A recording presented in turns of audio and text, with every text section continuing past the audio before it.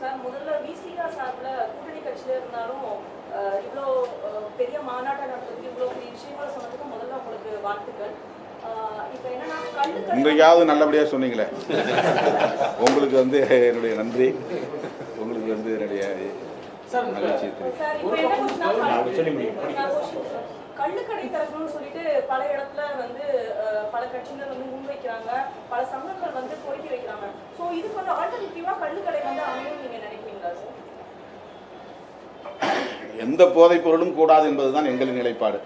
அதனால் எவ்வளவு மருத்துவ குணங்கள் இருக்கின்றன போகின்றன விவரங்கள் எங்களிடம் வந்து சந்தித்து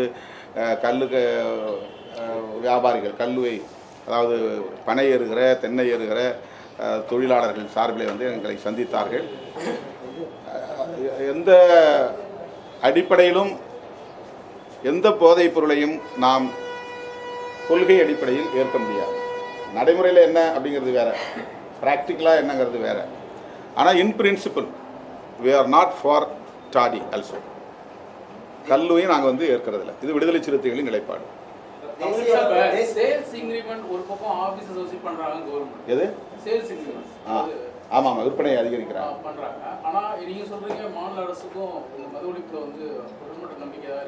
இல்லை, அவங்க தேர்தல் அறிக்கை வச்சு சொல்கிறேன். திமுகவினுடைய நிலைப்பாடு, அது அரசாங்கத்தினுடைய நிலைப்பாடு இல்லை. திமுக 2016 தேர்தல் அறிக்கையில் மதுக்கடைகளை மூடுவோங்கிறத சொல்லியிருக்கிறாங்க. அதை நாங்கள் நினைவூட்டி வேண்டுகோள் வைக்கிறோம். அதிமுக ரெண்டுமே பொறுத்தவரை தேர்தல் அறிக்கையில் பூரண மதுவிலக்கு படிப்படியாக கொண்டு வரப்படும் அப்படின்றத தொடர்ந்து அவங்க வலியுறுத்த ஆரம்பிச்சிட்டாங்க. ஆனால் நடைமுறைக்கு அரசாங்கம் மாறியதுக்கு பின்பாக அடைக்கக்கூடிய கடைகளுடைய எண்ணிக்கை என்பது வெகுவாக இல்லை மாற்று இடத்துல வச்சுக்கிறான்றது தான் மற்ற கட்சிகள் வலியுறுத்துறாங்க. அப்போ எப்படியான ஒரு நடைமுறை போக்கு இருக்குது அரசியல் கட்சி? நீங்கள் எல்லாருமே ஒத்துழைப்பு இதெல்லாம் கூடாதுங்கிறத எங்களுடைய வேண்டுகோள். இதுதான் நேரடியாக வைக்கிறோம். இப்போ உங்க மூலமா சொல்றது நேரடியான கோரிக்கை தானே, இது ஒன்றும் மறைமுகமான கோரிக்கை இல்லை. இந்த ஒரு செந்தில் பாலாஜி இருக்கும்போது 500 கடைகள் மூடப்பட்டது. அதுக்கு பிறகு எந்த கடைகளுமே மூடனதா இல்லை, படிப்படியாக குறைப்போம்னு சொன்னாங்க. எந்த நடவடிக்கையுமே எடுக்கல. அதான் உங்கள் கருத்தில் தான் நாங்களும் இருக்கிறோம். படிப்படியாக மூடணும்னு சொன்னாங்க, மூடலை. நடவடிக்கை எடுக்கிற நாங்கள் எடுக்கலை. அதையெல்லாம் மூடணும், நடவடிக்கை எடுக்கணும், அதை நடைமுறைப்படுத்தணும் அப்படிங்கிறதுக்காக தான் ஒரு ஓப்பன் டிக்ளரேஷன், ஒரு திறந்த வெளி அறிவிப்பை நாங்கள் செய்கிறோம், பகிரங்கமான அறிவிப்பை செய்கிறோம். அனைத்து கட்சிகளுமே இதில் வந்து உடன்பட்டு நிற்கிறோம், திமுக உட்பட அப்படிங்கிறீங்க. ஆனால் அதுக்கு தயக்கம் என்னன்னு கேட்குறீங்க. அந்த தயக்கம் யாருக்கு? திமுகவுக்கா? தயங்குகிற எல்லோருக்குமே. அதிமுகவும் சொல்கிறாங்க, ஆனால் நடைமுறைப்படுத்தலை. இப்போ வேணா அவங்க எங்களோட சேரட்டும், இந்த மாநாட்டுக்கு வரணும்னு விரும்புகிறவங்களாம் வரட்டும். அதிமுக கூட வந்து பங்கேற்கலாம், அதிமுக கூட வரலாம், எந்த கட்சியும் வரலாம், எல்லா கட்சியும் வரலாம். மது ஒழிப்பில் உடன்பாடு உள்ள அனைவரும் ஒரே மேடையில் நிற்க வேண்டிய தேவை இருக்கிறது. இது வந்து நாட் ஃபார் எலெக்ஷன். இதை எலெக்ஷனோட நீங்கள் சம்மந்தப்படுத்தவே வேண்டாம். எங்களை பொறுத்தவரையில் தேர்தல் கூட்டணி அல்லது தேர்தல் அரசியலுங்கிற நிலைப்பாடு முற்றிலும் வேறானது. மக்களுடைய பிரச்சனைக்காக நாங்கள் எந்த சக்திகளோடும் எக்ஸப்ட் மதவாத சாதியவாத சக்திகளை விட தவிர இதுலேயும் கூட அவங்களோட எங்களால் இணைய முடியாது. சாதிய போதைங்கிறது மது போதை விட மோசமானது, மத போதைங்கிறது போதைப் பொருள்களை விட கொக்கைனை விட ரொம்ப மோசமானது. அதனால் அது வந்து அதில் நாங்கள் சாதிய மதவாத சக்திகளை தவிர மற்ற எல்லா ஜனநாயக சக்திகளும் ஒரே மேடையில் நிற்க வேண்டிய தேவை இருக்கிறது. இல்லை, தேர்தல் அரசியலோட பொருத்த வேண்டாம். தேர்தல் அரசியல் வேறு, தேர்தல் நிலைப்பாடு என்பது வேறு. அதில் நாங்கள் போட்டு குழப்பிக்கவே மாட்டோம். தேர்தல் நேரத்தில் நாங்கள் எடுக்க வேண்டிய நிலைப்பாடு அது முற்றிலும் என்டையர்லி டிஃப்ரெண்ட் ஃப்ரம் திஸ். இது வந்து இதுக்கும் அதுக்கும் சம்பந்தம் இல்லை. மாநாட்டுக்கான இடம் தேர்வு பண்ணிட்டீங்களா? அனுமதி கிடைச்சதா? உங்களுக்கு ஏதாவது சிக்கல் இருக்கா மாநாட்டு நடத்துறதுல?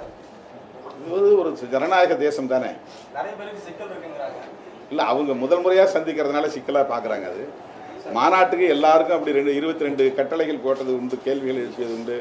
அது கிடைக்காம கோர்ட்டுக்கு போய் கோர்ட்டில் எக்கச்சக்கமான டைரக்ஷன்ஸ் ரெஸ்ட்ரிக்ஷன்ஸ்லாம் போடுவாங்க. அதெல்லாம் நிறைய சந்திச்சிருக்கோமே நம்ம. முதல் மாநாட்டை நடத்துறாரு, அவருக்கு நீங்கள் என்ன சொல்றது? நான் வாழ்த்துக்கள் ஏற்கனவே பல முறை சொல்லிட்டேன், மீண்டும் சொல்லுகிறேன். அவருடைய மாநாடு வெற்றிகரமாக அமைய வேண்டும். அந்த மாநாடு என்பது அவருடைய கொள்கை கோட்பாடு குறித்த பிரகடனம் செய்யக்கூடிய ஒரு மாநாடாக இருக்கும் என்று எதிர்பார்க்கப்படுகிறது. அவருக்கு என்னுடைய வாழ்த்துக்கள். இல்லை, அது தவறாக புரிஞ்சுக்கிறாங்க, தவறாக உங்களுக்கு சொல்கிறாங்க. Wrong inputs. நான் அதை பற்றி ஒன்றும் கருத்து சொல்ல விரும்பவில்லை. Wrong inputs. நாங்கள் ஆதரித்து தான் அது சட்டமானது. விடுதலை சிறுத்தைகளுடைய தனிப்பட்ட கருத்தை அன்றைய முதல்வர் முத்தமிழறிஞர் கலைஞர் அவர்கள் தனியே அழைத்து எங்களோடு விவாதித்து அதன் பிறகுதான் அனைத்து கட்சி கூட்டத்தை கூட்டி அதிலே ஒரு தீர்மானத்தை நிறைவேற்றி இந்த சட்டத்தை கொண்டு வந்தார். அதில் எங்களுக்கு எந்த விதமான மாற்று கருத்தும் இல்லை. இன்றைக்கு நாங்கள் உச்சநீதிமன்றத்திலே தொடுத்திருக்கிற வழக்கில் ரெஸ்பாண்டன்ட்னா எதிர்மனுதாரர். இந்த எதிர்மனுதாரரில் நாங்கள் போட்டிருக்கிற நபர்கள் யாருன்னா 6 பேரை எதிர்மனுதாரராக நாங்கள் போட்டிருக்கோம். அந்த 6 பேருமே Punjab and union government, Punjab government and union government 2 தான். இதுதான் நாங்கள் வந்து அந்த அதில் ஒரே ஒரு வார்த்தை கூட தமிழ்நாடு பற்றி இருக்காது அதில், அல்லது அருந்ததியர் இடஒதுக்கீட்டை பற்றி இருக்காது. இது வந்து வேறு, அவங்க சொல்கிறது வேறு. அவன் ஆல் இண்டியா லெவலில் நடைமுறைப்படுத்துவதற்கான ஒரு ஜட்ஜ்மெண்ட்டை சொல்லியிருக்கிறாங்க. இது தமிழ்நாடு அளவில் இருந்த ஒரு பிரச்சனை, அது தொடக்கத்தில் இருந்த பிரச்சனை, அதில் எந்த பிரச்சனையும் கிடையாது. ஆல் இண்டியா லெவலில் சப்கேட்டகரைசேஷனுங்கிற பேரில் தலித்துகளை வந்து சிதறடிக்கக்கூடிய முயற்சியில் ஈடுபடுறதுனால தான் நேஷனல் கமிஷன் ஃபார் எஸ்சியே இதை எதிர்க்குது. நேஷனல் கமிஷன் ஃபார் எஸ்சிங்கிறது விசிகேவுடைய ஒரு அமைப்பு கிடையாது, அது தேசிய ஆணையம். அவங்களே இதை எதிர்க்கிறாங்க. இது சப்கேட்டகரைசேஷன் கூடாதுன்னு சுப்ரீம் கோர்ட் ஆர்டரை வந்து அவங்க எதிர்க்கிறாங்க. இவங்க மாயாவதி அம்மா எதிர்க்கிறாங்க. அவங்க தமிழ்நாட்டில் இப்படி தீர்ப்பு இருக்குது, அதை நான் எதிர்க்கிறோங்கிற அடிப்படையில் அவங்க எதிர்க்கல. சிராக் பாஸ்வான் எதிர்க்கிறாரு, பீகாரில் இருக்கிறவர். அவர் நேஷனல் வியூவோட பார்க்குறாரு, ஒரு தேசிய பார்வையோட பார்க்குறாரு. அம்பேத்கருடைய பேரன் பிரகாஷ் அம்பேத்கர் அதை எதிர்க்கிறாரு. சந்திரசேகர் ஆசாத் இப்போ உத்தரப்பிரதேசத்தில் வந்திருக்கிற ஒரு எம்பி, அவர் எதிர்க்கிறாரு. அதே மாதிரி இப்போ நான் மகாராஷ்டிரா போயிருந்தேன், தலித் பாந்தர்ஸ் பழைய அமைப்பு, அந்த அமைப்புடைய எல்லா தலைவர்களுமே இதை எதிர்க்கிறாங்க. நாங்கள் வந்து இதில் போட்டிருக்கிற எதிர்த்தரப்பு யாருன்னா state of Punjab through secretary school education Punjab Chandigarh, அது ரெஸ்பாண்டன்ட் 1.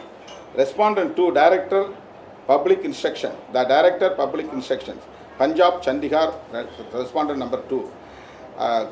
குர்பாச்சான் சிங் அட்வொகேட், அவர் வந்து ரெஸ்பாண்டன்ட் 3.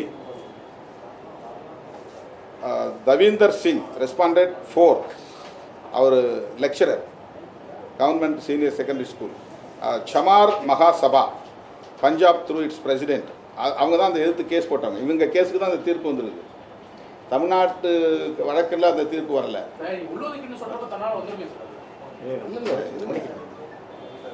இப்போ இவங்களை மனசில் வச்சுட்டா இருக்கிறாங்க. இது ஒரு நேஷனல் பர்செப்ஷன் இருக்குது. தமிழ்நாட்டில் இப்படி இடஒதுக்கீடு கொடுத்துருக்குறாங்க, அதனால் எதுக்குறேன்னு இவங்க எதுக்கல.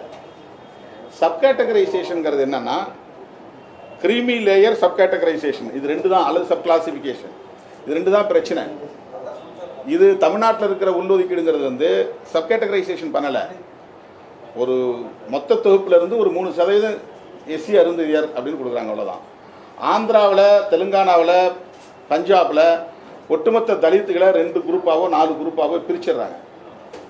ஒரு பர்பச்சுவேட் ஸ்பிளிட்டை உருவாக்கிடுறாங்க. ஒரு நிரந்தரமான ஒரு பிரிவை வந்து பிளவை வந்து ஏற்படுத்துகிறாங்க. இதில் வந்து ஆர்எஸ்எஸ்க்கு ஒரு நோக்கம் இருக்குது அப்படிங்கிறதா இதில் முக்கியமான விஷயம். இதில் நேஷனல் பர்செப்ஷன் ரொம்ப முக்கியம்.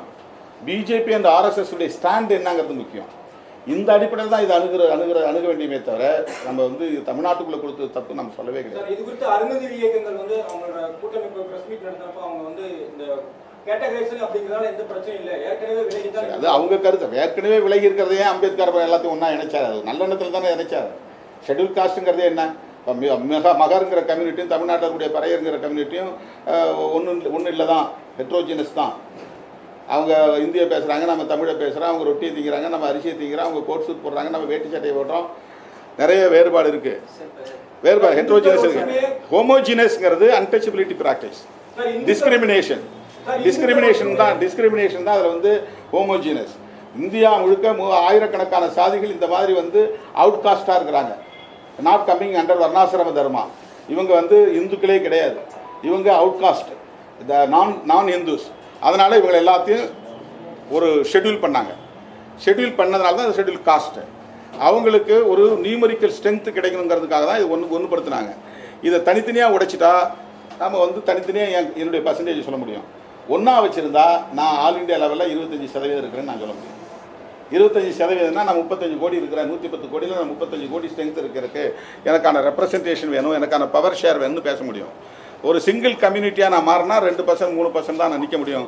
அது மைக்ரோ லெவலில் போயிடும், என்னால் பவர் ஷேர் பண்ண முடியாது. இது வந்து ஒரு நேஷனல் பர்செப்ஷனோட சம்மந்தப்பட்ட விஷயம்.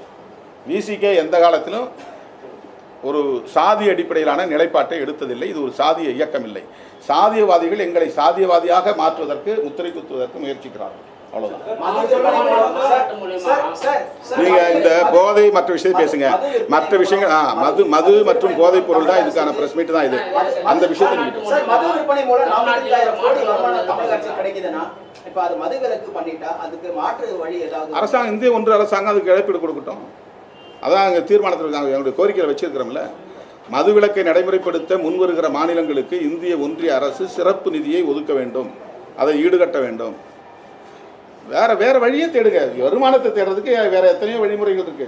தேசிய கல்விக் கொள்கையில எத்தனையோ வழிமுறைகள் இருக்கு சார். தேசிய கல்விக் கொள்கையோட உங்களுடைய நிலைப்பாடு, தேசிய கல்விக் கொள்கையில உங்களுடைய அது ஆரம்பத்திலேயே நாங்கள் அதை வந்து எதிர்த்திருக்கிறோம்.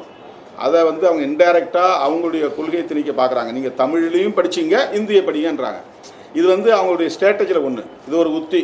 முன்ன வந்து இந்திய திணிச்சேன்னு சொன்னதுனால இல்லை நாங்கள் வந்து நீங்கள் தமிழில் படிச்சிங்க, தமிழில் வந்து புத்தகங்கள் வெளியிட்டுங்க, என்ன வேணாலும் பண்ணீங்க, ஆனால் இந்திய படிங்க. இப்போ வந்து அவங்களுடைய நோக்கங்கிறது ஒரு 25 வருஷத்துக்கு பின்னால், ஒரு 50 வருஷத்துக்கு பின்னால் இந்தியா முழுக்க எல்லாரும் இந்தி பேசக்கூடியவர்களாக மாறணும். அதுதான் அவங்களுடைய நோக்கம். எல்லாருக்கும் இந்தி தெரியணும், எல்லாரும் இந்தி பேசணும். அப்போ இந்தியா முழுக்க இந்தி வாழாக்களாக மாறிவிட்டால் அவருடைய ஆதிக்கத்தை எக்ஸ்ட்ரா இது பண்ணிக்க முடியும், தக்க வச்சுக்க முடியும், பர்பச்சுவேட் பண்ணிக்க முடியும். அதுதான் அவங்களுடைய நோக்கம். அது வந்து அவங்க சனாதன தர்மத்தை, வர்ணாசிரம தர்மத்தை கல்விக் கொள்கையிலும் திணிக்கிறார்கள். ஏன்னா ஸ்டேட் வந்து கவர்மெண்ட்டுக்கு அந்த சிலபஸை, கல்வி கொள்கையை வரையறுக்கிறதுக்கான அதிகாரம் கிடையாது. அவங்க தான் சிலபஸை கூட தீர்மானிப்பாங்க. NEP வந்துருச்சுன்னா அவங்க தான் அதெல்லாம் தீர்மானிப்பாங்க. இப்போ அவங்க விரும்பக்கூடிய கொள்கையை தான் கல்விக் கொள்கையை அங்கே வந்து திணிக்க பார்க்குறாங்க. அதனால் எங்களுக்கு அவங்களுடைய உள்நோக்கம் தெரியுதுனால நாங்கள் எதிர்க்கிறோம். நாங்கள் மத்திய அரசாங்கத்துக்கு ஒத்துழைக்க மாட்டோம் அல்லது கான்ஸ்டிடியூஷனை எதிர்த்து பேசுகிறோம் கிடையாது. நாங்கள் கான்ஸ்டிடியூஷனை ஏற்றுக்கிட்டோம், இந்திய ஒன்றிய அரசுங்கிற கட்டமைப்பை ஏற்றுக்கிட்டோம். ஆனாலும் ஒவ்வொரு தேசிய இனத்திற்குமான, ஒவ்வொரு மாநில அரசுக்குமான உரிமைகளை, இறையாண்மையை பாதுகாக்க வேண்டும். அதான் இந்த இந்திய யூனியன்கிற ஸ்ட்ரக்சரை ஏற்றுக்கொண்டு அதன் அடிப்படையில் மொழி வழி தேசிய இன உரிமைகளை கோருகிறோம். அப்படி பார்க்குற போது NEP வந்து ஒரு உள்நோக்கம் கொண்டதாக இருக்கிறது. அவர்கள் ஒரு திட்டமிட்ட சனாதன கல்வியை திணிக்க பார்க்கிறார்கள். உதாரணத்துக்கு வந்து சிந்து சமவெளி நாகரிகத்தை அவங்க வேற மாதிரி திணிக்கிறாங்க. அதை தான் பாடத்திட்டமாக திணிக்க பார்க்குறாங்க. சரஸ்வதி நதி ஓடிச்சு அப்படின்னு ஒரு புதிய கருத்தாக்கத்தை இளைஞர்கள் மத்தியில் கொண்டு வர பார்க்குறாங்க. இப்போ ஒரு பள்ளியில் போய் ஒரு தோழர் பேசுகிறாரு, நீ போன பிறவியில் செய்த பாவம், அதனால தான் இந்த பிறவியில் நீ வந்து துன்பங்களை அனுபவிக்கிறாய். அவருடைய நம்பிக்கை அது இருக்கலாம். ஆனால் அவங்க கல்வி நிறுவனங்களில் குழந்தைகள் உள்ளத்தில் அந்த கருத்தை விதைக்க பார்க்குறாங்க, முயற்சிக்கிறாங்க. இதெல்லாம் வந்து ஏதோ தன்னியல்பாக நடந்த ஒன்று கிடையாது. இது ஒரு பெரிய செயல் திட்டம் இருக்குது. அவங்களுக்கு தனித்தனியாக வெவ்வேறு இண்டிபெண்ட் குரூப்ஸ் இருக்கிறாங்க. அவங்களுக்கு எல்லாத்துக்கும் ஒரே நோக்கம்தான். ஆனால் அவங்க நேரடியாக RSSோடு இருக்க மாட்டாங்க, நேரடியாக BJPயோடு இருக்க மாட்டாங்க. ஆனால் RSS BJP செய்ய வேண்டிய வேலைகளை எல்லாம் அவங்க செய்வாங்க. இதெல்லாம் கிட்டத்தட்ட 100 ஆண்டு கால செயல் திட்டம் அது. ஆகவே இப்படி அவங்க வந்து கல்விக் கொள்கைக்குள்ளும் ஊடுருவக்கூடிய பேர் ஆபத்து என்பதால் தேசிய கல்விக் கொள்கையில் எங்களுக்கு முரண்பாடு இருக்கிறது என்று ஏற்கனவே பதிவு செய்திருக்கிறோம், மீண்டும் பதிவு செய்யும். மாநில அரசின் இருமொழி கொள்கை, மத்திய அரசின் மாநாடு